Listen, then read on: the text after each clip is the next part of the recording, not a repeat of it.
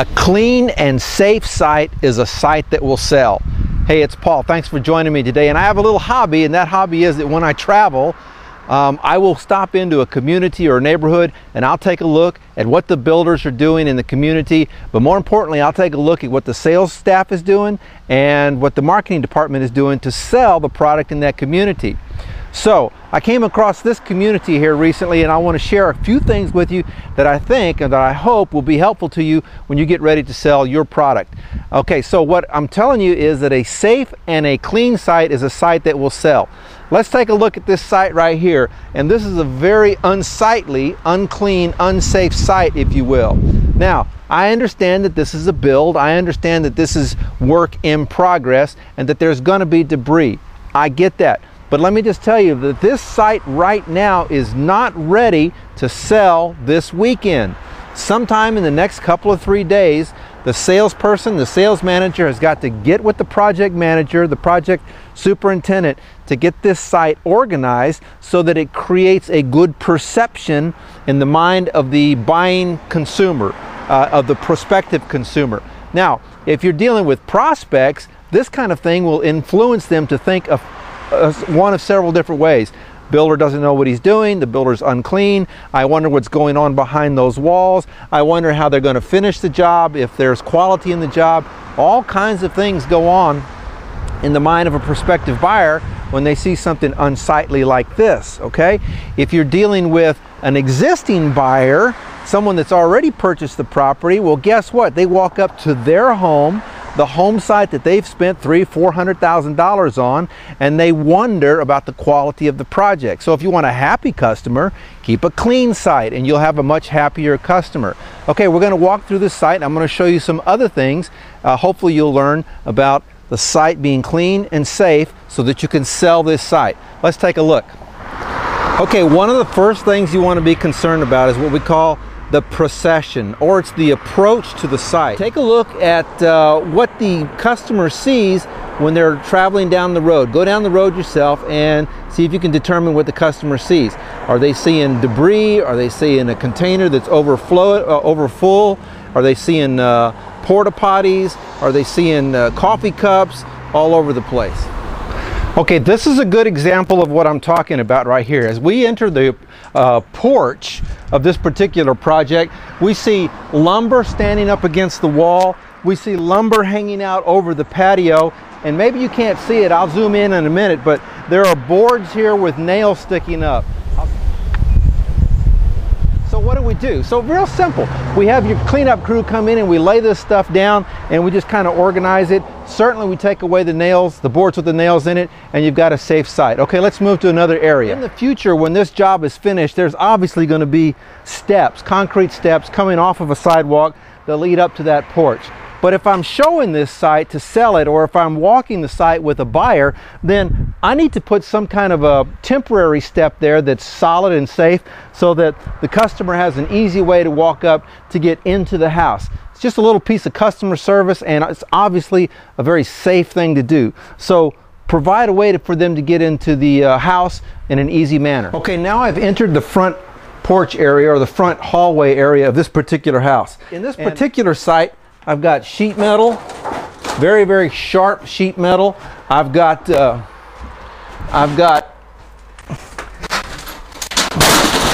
Vent-A-Hood fluting. I've got air conditioner chases. Let's pay attention to that, and let's get all this stuff out of the way so we can show the house properly. Okay, again, I'm looking at the backyard of this particular property, and what do I see? I see boards all over, turned with their nails facing up. Very dangerous, very unsightly, and a potential real hazard for your consumer, for your buyer, for anybody that comes onto this site. Okay, on this site, as I've moved through the house here, here's something I've noticed, okay? If you look in the back there, you see the staircase unit that's going to be installed in this pre-framed stairwell area. But in order for the workers to get up to the second floor, before they put in the staircase, they've built a temporary ladder. For workers, that's good. For your people that are actually working on the site, that's a good thing. They have to obviously have a way to get up there. But I guarantee you, as sure as I'm standing here, that my customer's kid on Saturday morning is going to try to climb those stairs, the temporary ladder right there, and he's going to get up into this loft area, and that's just an accident waiting to happen. So we got a couple of options here, because you do want to demonstrate the upstairs area. We can put a much safer or more secure ladder up there. We can certainly block this off with some kind of plywood or some kind of restraining tape of some sort, so that the only access available up there is if I allow or permit the customer to walk up there and I physically remove the plywood, or I physically remove the restraining tape. Is it going to 100% of the time prevent people from walking right up that ladder? No, it's not. But the odds are with you if you put in some kind of preventative measures for that customer's 10-year-old little son climbing up those staircases in a very unsafe manner, okay? So be aware of access to the second floor, temporary access to the second floor when you're presenting your product. Okay, now I came up into the second floor area, and just to show you what I'm talking about, that ladder that you just saw from downstairs, not secure, not nailed to anything. So my customer's little boy, when they get ready to climb this thing on Saturday morning, that's not good. Also, that's okay. For work, that's okay, but I might want to make this a little more sturdy, a little more stable for a customer if a customer is going to come up here. Safety, that's the key.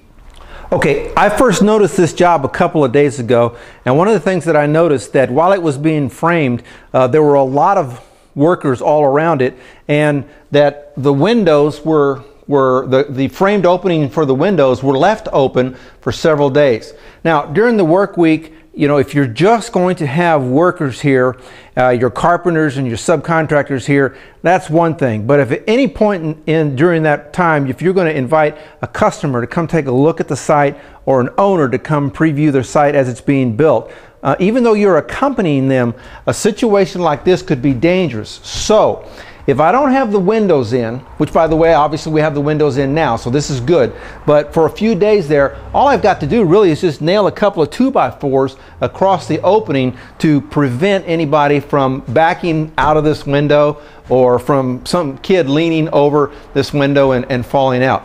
I'm not being paranoid here. I'm telling you that we're being safe, because I've seen it happen too many times on job sites. Not only that, but it sends a significant message to the mind of your buyer. Their perception is, hey, look, these guys are safe, they're quality minded, therefore I'm getting the most value for my dollar. So little things like safety rail can go a long way as well. Okay, here's something interesting about this project in terms of safety.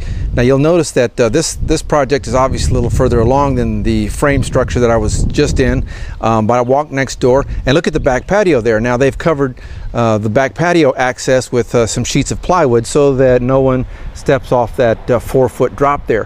What's interesting is that next door, it's a shared wall, they left it off. And they left it off at the next one.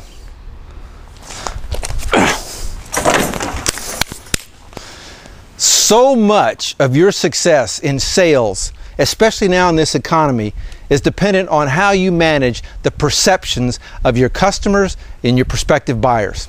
And in all the years that I've been in this industry, now 32 years, 26 years as a builder myself, and the past 6 years as an educator, I've learned that all of this comes down to just a couple of things: cleanliness and communication. When you have a site that's clean, the perception in the mind of your customer is that you're a good builder, you're a good salesperson, you can produce what you say you produce.